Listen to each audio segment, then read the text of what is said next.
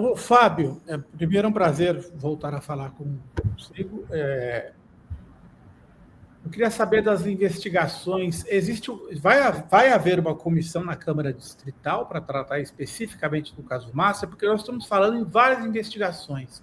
Mais cedo eu trouxe uma fala do Renan Calheiros, falando que uma comissão que ele comanda no Senado vai fazer uma investigação. Você tem a possibilidade de uma CPMI na Câmara.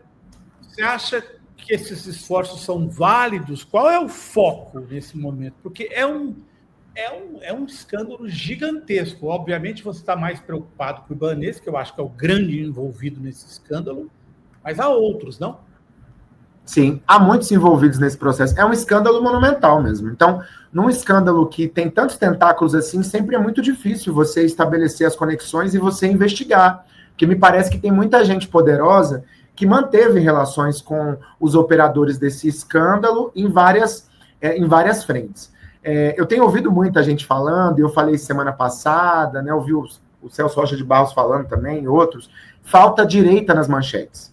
Porque se você pega os 18 prefeitos e governadores, 17 são do campo da direita, seja da extrema-direita ou da direita tradicional, que se chama aí de centrão às vezes, né? Mas que não é de centrão, não tem absolutamente nada, que é a direita brasileira também. Então, falta direita nas manchetes, porque quem recebeu recurso, e eu não estou dizendo que por isso cometeu crime, mas quem recebeu recurso de campanha do Zettel, que é o investigado lá da Igreja Batista da Lagoinha, né, que é pastor, se eu não me engano, dessa igreja, quem recebeu recursos dele de campanha foi o Bolsonaro e o Tarcísio de Freitas, em São Paulo. Então, falta direita, também mais direita nessa investigação, que está altamente envolvida. É um banqueiro muito habilidoso, sagaz, né, que me parece tem um discurso que é muito atrativo, né, e trouxe muita gente para conversar com ele, para dialogar com ele. Foi algo que eu percebo com as conexões que ele foi estabelecendo ao longo desse último período, né? Então, é um escândalo monumental. Então, eu acho que a CPMI é uma boa iniciativa, sim. Nesse momento tem que ter muita pressão política. Então, eu acho, inclusive, que o governo devia aderir à CPMI. Devia aderir como o primeiro protagonista para que essa investigação aconteça, porque é um escândalo hegemonizado pela direita e pela extrema-direita, pese hajam outros atores também nesse processo. Então, o governo deveria aderir. Né? Eu vejo que a deputada federal Fernanda Melchiona e agora a deputada federal Heloísa Helena têm lutado muito para a conquista de assinaturas para a CPMI. Então, isso é importante. Né? Vários outros atores aí já assinaram, estão batalhando para que isso aconteça, porque isso envolve autoridades de todos os poderes, e, enfim, é preciso que seja investigado. Mas eu estou muito preocupado com o papel do Ibanez, porque nessa hierarquia me parece que ele se sobrepõe. Eu trabalho, assim, com duas hipóteses. Né? A primeira hipótese, obviamente, né? A partir dos elementos que eu tenho da investigação. Novas fases virão, com certeza. A primeira hipótese é que o BRB percebeu que os investimentos todos eram fraudulentos e que isso geraria um prejuízo gigantesco para o banco, e aí a solução final encontrada foi a aquisição, para poder escamotear, né, esconder a lambança que já tinham feito com a compra de ativos. Essa é a primeira hipótese. E, óbvio, o governador Ibanez sentou à mesa com o Vocaro dentro dessa hipótese, junto com o presidente Paulo Henrique, que já tinham feito a lambança.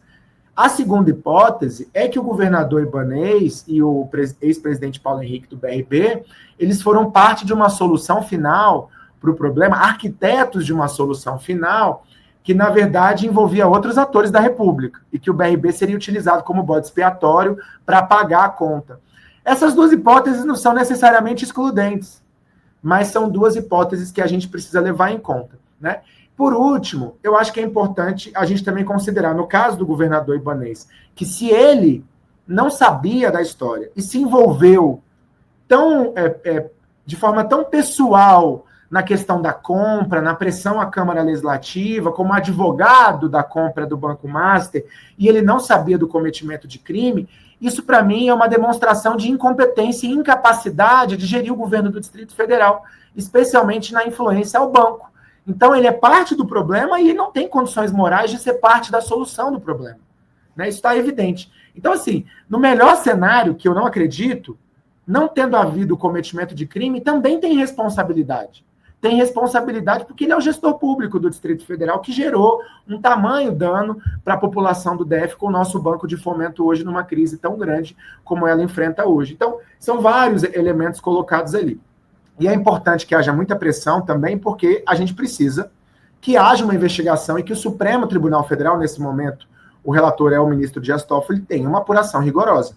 Né? Então, é preciso que a apuração não seja controlada, né, gerando de forma completamente diferente outros processos de apuração, para que isso não gere uma desconfiança na população. O Supremo Tribunal Federal cumpriu um papel fundamental na apuração ao golpe de Estado que esse país quase sofreu, e foi muito altivo, né, enfrentou esse processo, mas o Supremo Tribunal Federal também tem que agir de forma independente em relação a esse caso, e é preciso que a gente faça essa cobrança. Esse é o nosso papel na vida pública também.